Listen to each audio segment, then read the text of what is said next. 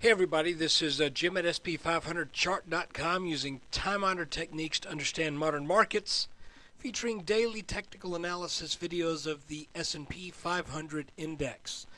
Before we get started with today's chart, which is a doozy, I just want to remind you that the website and this video are for educational purposes only. Nothing stated at the site or in this video is intended to be used as investment advice. I can draw lines on charts, but you have to draw your own conclusions from your own research and make investment decisions that are suitable for your personal financial situation.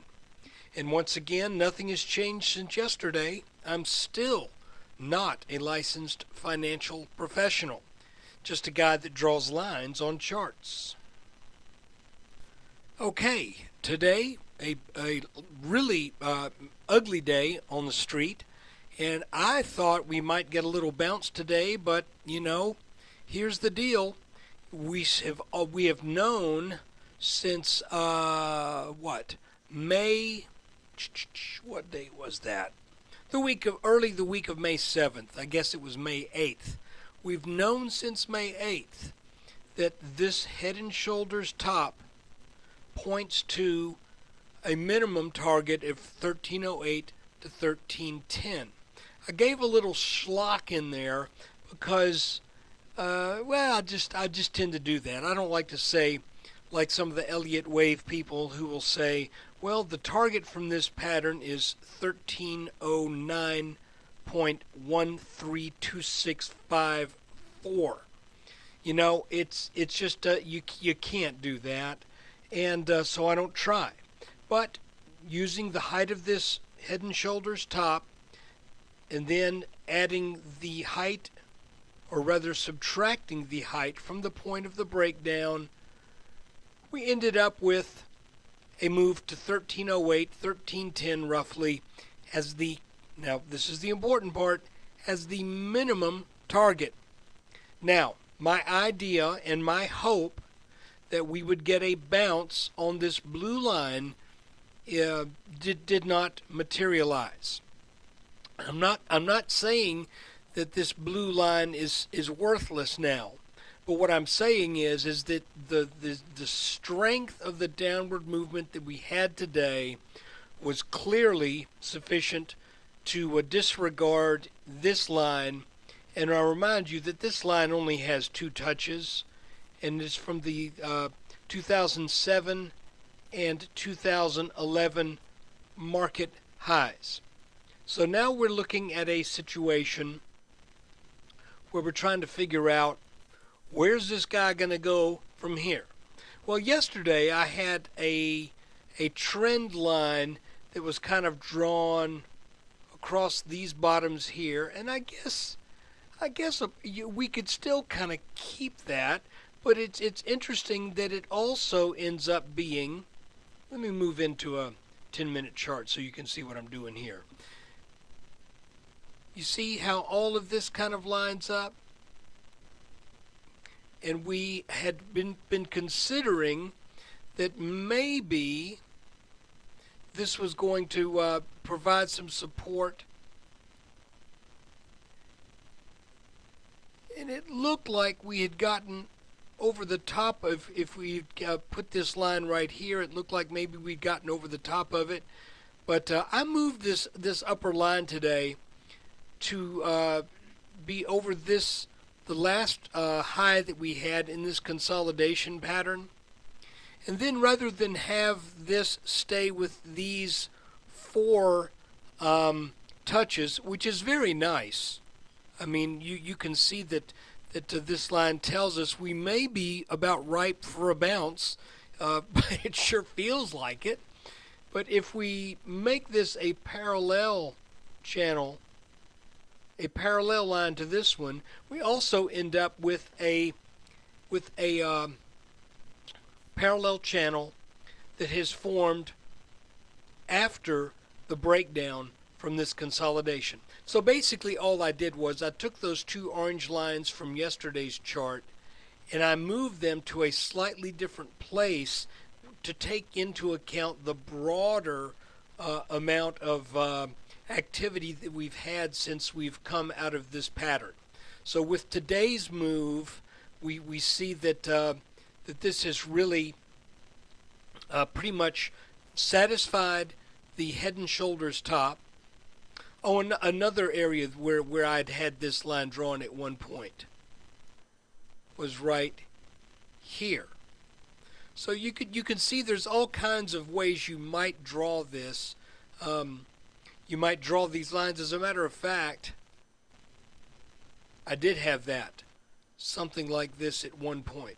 But that's a moot point at this point because we got down underneath this line, which, by the way, remember, when you break a descending trend line, getting back into that pattern or getting back over that line is really no big deal for the market to do.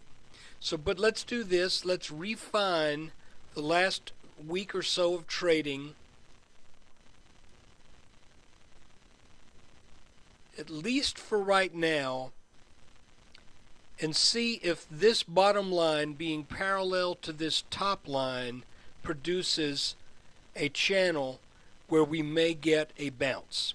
Additionally, if we look at a 5-minute chart, I drew this descending line that has been operating for over the past 2 days, and you can see that that this is kind of clamping down on the price activity in the S&P, and if we get up over this line, then that is probably a signal that we're going to come on back and at least test this upper line. So if we can get over this, let's make it a different color. We'll make it kind of this brown, ugly brown color.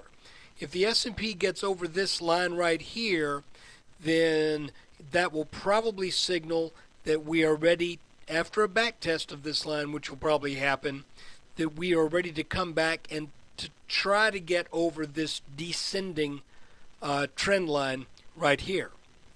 And if that happens, then the selling may be about done.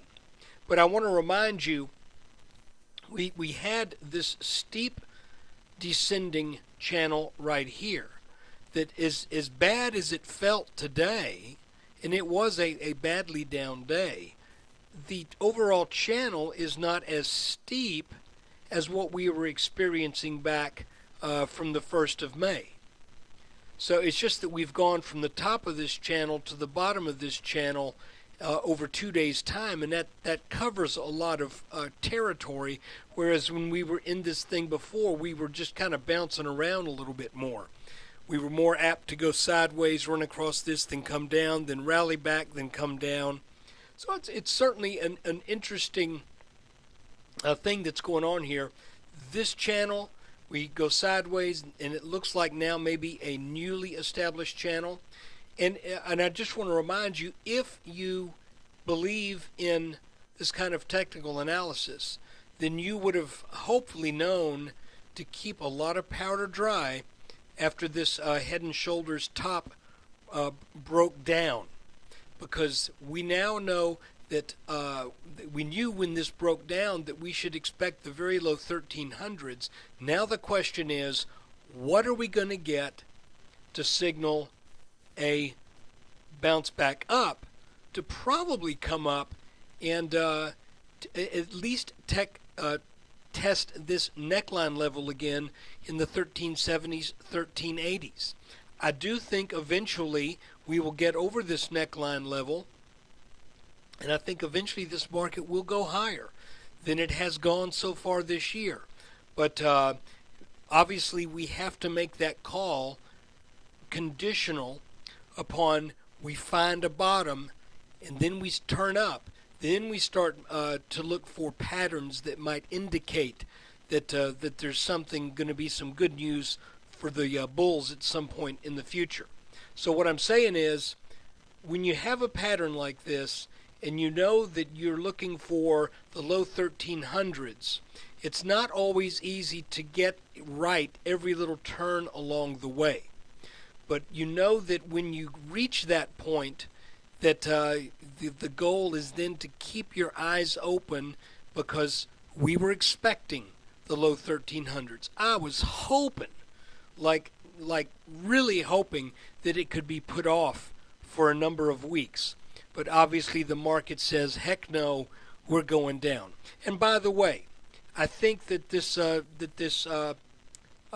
light pink line down here is now in play, since we're underneath this blue line, and that line is the, let me back out, that line is actually the neckline of this Head and Shoulders top from 2011, and interestingly enough, about the same neckline as this Head and Shoulders inverted Head and Shoulders that propelled this move on up to over 1400.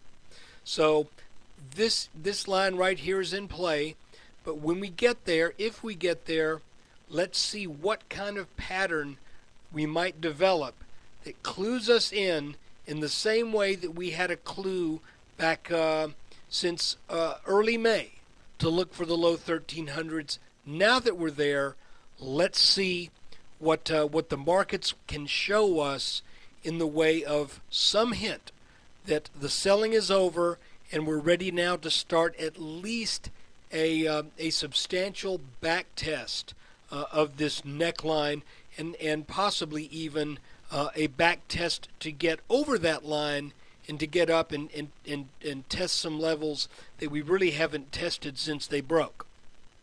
So what a ugly day. The funny thing is, had it not been for one position that I held in a small energy stock, I would have been up for the day. So, but as it is, that one got pummeled.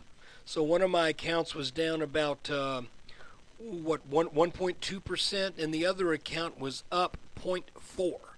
So, you know, you live and learn, and trying to be patient with some of these things, and probably should have just got rid of that loser yesterday, but now that I'm in it, it is at what I believe should be support, so I'm just going to hang with that for a while, and hopefully be able to trim some of those losses through the exercising of a little bit of patience while other people panic. But look, thanks for watching this video, and thanks for sticking around with me until we got to that 1308, 1310. I hope you will stick with me long enough for us to see some pattern that points us up again. Thanks again for watching.